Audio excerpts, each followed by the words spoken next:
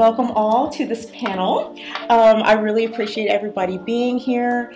This is the fourth installment of our African American Studies Club and Organization series. And I just want us to kind of go around and say what our occupation is here in the district.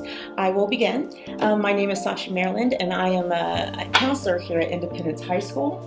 And I serve this community of children and parents and staff. Good afternoon, everyone. I'm Nikki Mouton, and I am the Equity, Diversity, and Inclusion Strategist for Frisco ISD. I work at the central level, and so it's my job to make sure that I'm looking out for the well-being of all students on all campuses. Hi, my name is Jason Wooden, and I'm a Student Support Coordinator. I service Frisco High School and Staley Middle School, and if the district has any kind of crisis, then I'm a part of that team that comes out and helps provide service. All right. I'm Charis Hunt, and I'm one of the managing directors in Human Resources. And in Human Resources, one of the primary things that we're responsible for doing is recruitment, retention, and employee wellness. So those are the things. Hi everyone, my name is Danette Davis. I am a Frisco ISD Board of Trustees, and my role is to supervise and manage our superintendent as well as our internal auditor, and I also focus on the policies that make up the entire district. My name is Lisa Vernon. I'm a licensed social worker and coordinator of student and family services, and my role, I'm district-wide, and my role is to provide families and students with knowledge, information, service, and supports. Hello everyone, my name is Randall Ford, and I am the District Student Mentoring Coordinator. I am excited because this is the first time this position has been placed in Frisco, and my duty, or my charge, is to make sure that all of our students have opportunities with mentors that can help shape their future in a positive direction.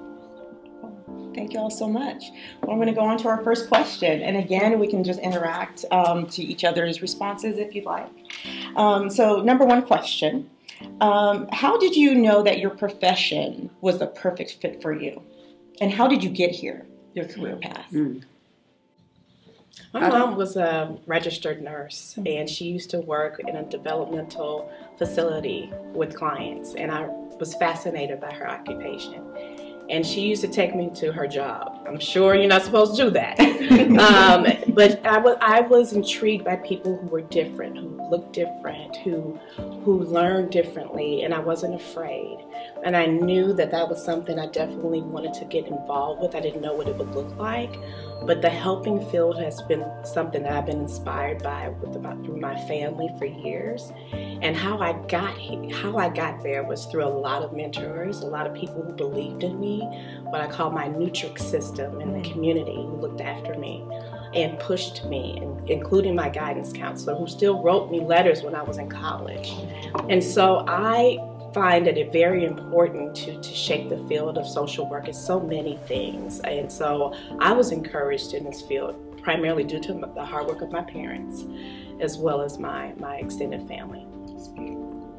Before I came into the field of education, I would like to say that I started and realized that I wanted to become a teacher through my kindergarten teacher, Miss Dabney. So yes, I was 5 when I realized I wanted to be a teacher. And it was her example that nurtured me and gave me hope, simply because I felt as though I was looking at myself when I saw her. And 17 years in education, I still remember all that she instilled in me. And so that's how I got here. I actually come from a family of educators, and forever I denied that career path, and I just thought I'm not going to do that. Yep. However, I will say something that was very monumental for me is my mother worked at the university level, and she was responsible for working with students who would be the first-time college attendees from their families. And there was one student in particular who actually in high school was pegged to take all the wrong classes for college preparation. He was on a track that was not going to prepare him to get into anybody's college. However, he was extremely smart, but he was an African American male who was large and a little overpowering, and he looked like a football player, but he didn't play football. So he basically faded to black. You know, no one really saw what was happening with him. And with just a little bit of nurturing and cajoling and, you know, working with him, she was able to find all of those sweet spots for his talents. And, you know, long story short, Dr. Keith Howard is actually now one of the few African American males in the country with a PhD in pure mathematics. So when you talk about the power of education, I saw it happening, and I just wanted to be able to make a little bit of that impact if I could. Absolutely. My senior year in high school, they had the Million Man March, and two of my friends had the opportunity to attend. And when they came back, and I'm from California, so they went all the way to DC for this event. When they came back, what they took from that was, hey, you know, what are you going to do in your communities? And one of my good friends, his mother was a social worker like yourself, and she had a group of males that needed some mentoring. So there were about 6 of us that ended up going to the school that she worked at, and it was actually in another district. And we started a mentorship program, and that was what jump-started my passion for working with kids. And I'm from a long line of educators, so it just kind of was a natural fit. Well, we have a theme here. Yeah. Because I too am from a long line of educators. And when I say a long line, I mean we go back about 3 or 4 generations. So I was not a first-time college goer, or I wasn't a first-generation college attendee. My family is from a town where 2 hours, both north and south, are 2 prominent HBCUs. So my families attended Grambling State University and Southern University, both, either one or the other, and that's for the last several years. In fact, my great aunt started at Grambling when it was called Louisiana Negro Normal. Wow. Before it was ever named Grambling, it was first called Louisiana Negro Normal. Several generations later, all of my grandparents went to college at one of those schools, and my parents, both of my parents, and then me. And we were all educators. We all are educators or have been educators. All of us have been teachers. Several of us have been administrators, including myself. So I knew long ago that I would probably be a teacher. Yeah. I, like Nikki, fought it for a little bit. Went to school and thought I'll have a double major. Yeah. But I knew I double majored at first in accounting and education. But I quickly realized that I needed to teach math and not be an accountant. I really wanted to be a math teacher, and I did that. And so I finished school, became a teacher. After being a teacher, became a campus administrator, and then a central office administrator. I started in college and career readiness before human resources at the central level because it was very important to me, and I realized this as a principal when we had AVID at my campus. Yes. And AVID is usually has students, or a lot of the students who are in AVID are oftentimes first-time college goers. Right. And I realized then that it would be very important if I were to go into college and career readiness that we expose students to the opportunity to go to college long before high school and junior high. Yeah. Because the studies show that students make that decision at the elementary level. Yes. And so it's really difficult to change their mind once they're in middle school or high school. So that became a passion of mine. Right, Mr. Ford. All right, my story is a little bit similar, but different. My parents, too, come from a background of education. My great-grandmother, my mother attended Southern University, and they all went into education. But my experience was when I was a senior in high school. It was the first time I met my guidance counselor. And that guidance counselor, myself and several other African-American students, were encouraged that we would not be able to make it in college. And so that, of course, motivated my mom first, and I'm going to know that. that counselor did not know I'd already been accepted to the university, and that was the foundation of our family. That's where I was going anyway, but, you know, I just let it stand. And then I went ahead and went to college thinking I wanted to major in business marketing, well, knowing that I'm spending some time in that department. But I had the opportunity to volunteer at a YMCA in the inner city in Louisiana, in Baton Rouge. And there I had an opportunity to work with some students and some kids and find out, hey, you know, if we could be more impactful earlier in their lives, if I could be impactful earlier, they could see an African-American male and educated, vested in them at that time, that maybe it can make some changes and kind of hopefully have them catapult to whatever it is they want to become. So I changed majors and went into education. And my motivation was that counselor who let me know that you would not make it. So of course, when I finished, that was the first place I went. The good part about that is she, myself, and a couple other gentlemen went in and showed the diplomas and all of that. And she did ask us to speak to the current graduating class. And at first it was like, for you? No. Yeah. But for them? Yes. Absolutely. And so that's what motivated me to teach, and starting in elementary school all the way through middle school, high school, and then become a counselor, because I definitely did not want to hinder anybody's dreams or limit them or place limits on them as far as what they were able to accomplish. And that's every student, every color, every race. All I heard was challenge. Yeah. I experienced the same thing my senior year. My guidance counselor told my mother that I wasn't college material. Oh my goodness. And, well, I'll just say, here I am. You know, it's interesting when I hear stories like that about adult professionals that tell children what they can't do or won't have the capacity to do or won't be successful doing. I'm always surprised. Well, let me not say surprised. When I hear those stories, it saddens me. Yeah. Because that was not my experience. But I always wonder if that would have been my experience if I'd been somewhere else. Yes. I had a very different experience in school. My mom, like similar to your parents, Nikki, my mom had a doctorate. She taught at the university level. Our family moved, and I ended up at the laboratory high school at the university, and everyone I was in school with looked like me, but it wasn't what the traditional African American school looked like. We were actually all students that were children of professors. Everyone I went to school with had a parent that was a professor on campus or did something in some capacity at the university level, and our counselors didn't say things like that to us. In fact, our conversations were rooted in how many schools are you applying to? And how many of those are offering you scholarships?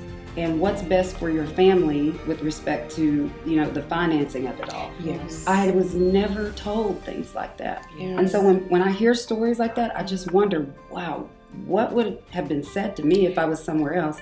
And then more so, how would I have responded to that? Yes. How would that conversation have shaped my future?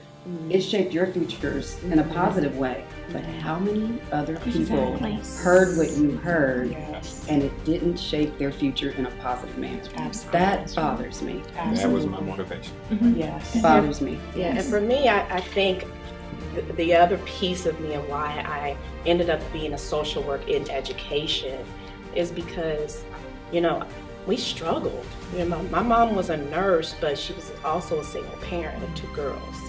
And working 2 or 3 shifts. That's why mentoring in my matrix system, people were so important, because I had to lean in because she was punching the clock. And when she got home, she was sleeping in her uniform. And I tried to wash her clothes, and she had, you know, forgot to charge patients for things. And I saw the struggle, but I also saw the promise that she was just paving, and I was just taking note of that. And so when I went into social work, I didn't end up in education initially, I worked at that with adolescent male sex offenders, and then moved into foster care, and then went in to get my master's degree so I can become an educator. And I've been doing this since my 30th year as a school social worker, which is really unique, and I'm very proud of that. But I could also share pieces of my story. So when kids are coming to school broken and they don't see the light, I can share my story. They don't need to hear all the significant details. What they do hear and what they can see is that you can be anything. Yes. And so whenever I go to a school, being district-wide, I make sure that I show up as my best self. I become an actress on purpose. I know I'm extra. I know I'm extra. And I tell kids, you can be extra, but be extra and take that AP class. Yes.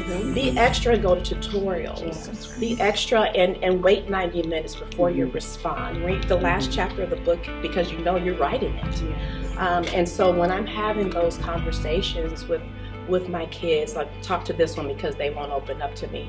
You just haven't found that spark. And it's all about connections and relationships, not titles. That's my hashtag this year. Relationships, not titles. Just because I think kids need someone to create space for them, and so their story can shine. Because sometimes I don't even know what that story is.